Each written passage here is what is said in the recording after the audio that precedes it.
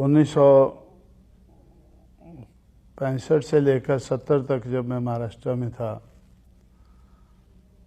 तो मुझे ये देखने को मिल रहा था कि अंबेडकर की चलाई हुई मूवमेंट आहिस्ता आहिस्ता वो फेल होती नज़र आ रही थी। तो उसके फेल्योर के काफ़ी कारण मैंने ढूंढने की कोशिश की, तो मैं इस नतीजे पर पहुंचा कि जिस समाज की गैर राजनीतिक जड़ें मजबूत नहीं होती हैं उस समाज की राजनीति कामयाब नहीं हो सकती है। तो इसलिए मुझे ये दबे कुचले समाज की गैर राजनीतिक जड़ों को मजबूत करना चाहिए। और जब मैं जड़ें देखने लगा तो मुझे जड़ें ही नज़र नहीं आई। तो मुझे लगा ये तो समाज ही रूटलेस है। पहले तो जड़ें बनानी होंगी, फिर इसको मजबूत करना होगा और फिर उस मजबूती का सहारा लेकर तब हमें राजनीति के बारे में सोचना चाहिए, आगे बढ़ना चाहिए। तो इसलिए मेरा ज़िंदगी का बहुत सा समय समाज की गैर राजनीतिक जड़ों को मजबूत करने में लगा। उसमें बामसेफ नाम का एक संगठन बनाकर तो मैंने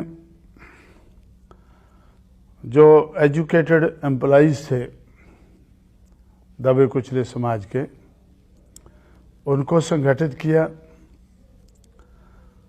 और उनको संगठित करके दिमाग, हुनर और पैसा,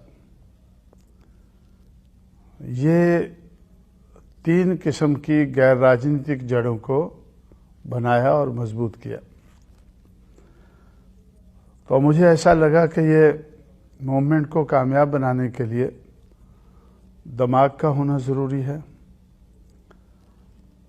हुनर का होना ज़रूरी है, पैसे का होना ज़रूरी है।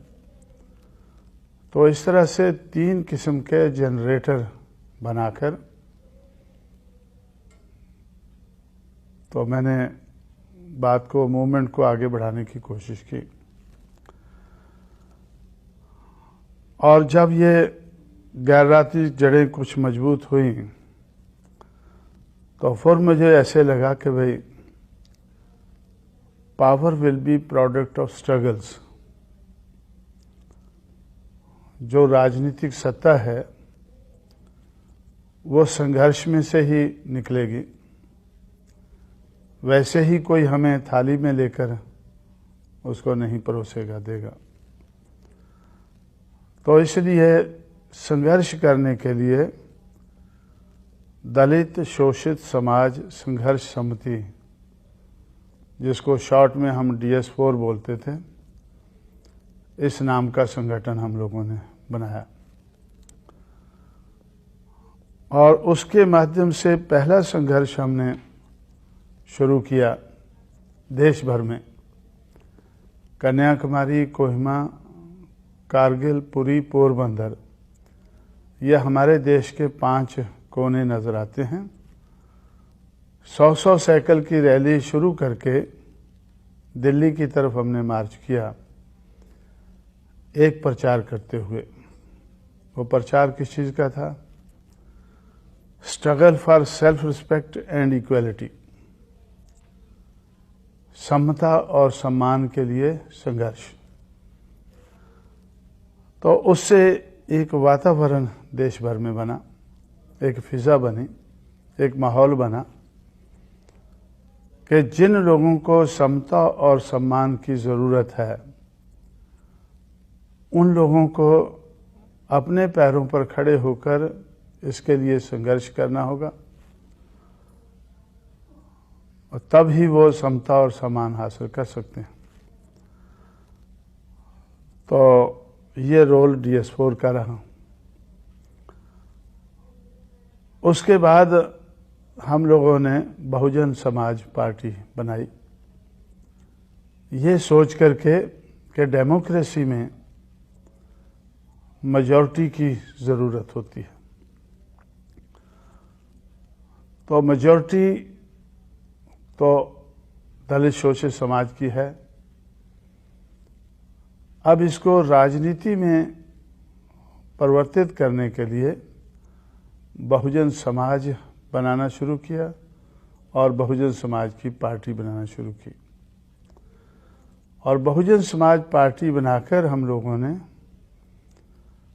तो दिमाग, हुनर और पैसा के जो जनरेटर बनाए थे उनका इस्तेमाल करके संघर्ष करके राजनीति में आगे बढ़ना शुरू किया। तो बहुत देर तक लोग ऐसा सोचते थे कि इस किस्म के संगठन बनते हैं, थोड़ी देर चिल्लाने के बाद खत्म हो जाते हैं। लेकिन हमने पहले ही ये प्रिकॉशन लिया था कि ये whatever we have to attain, we must be able to sustain। जो हमें हासिल करना है उसको बनाए रखना है। तो इस किस्म का प्रबंध हम लोगों ने किया और मूवमेंट आगे बढ़ती गई। तो मूवमेंट, इसमें जो मूवमेंट बनाने में जो सोच है, विचार है या विचारधारा हम लोगों ने बनाई है, उसमें मुझे बहुत कुछ करना पड़ा है।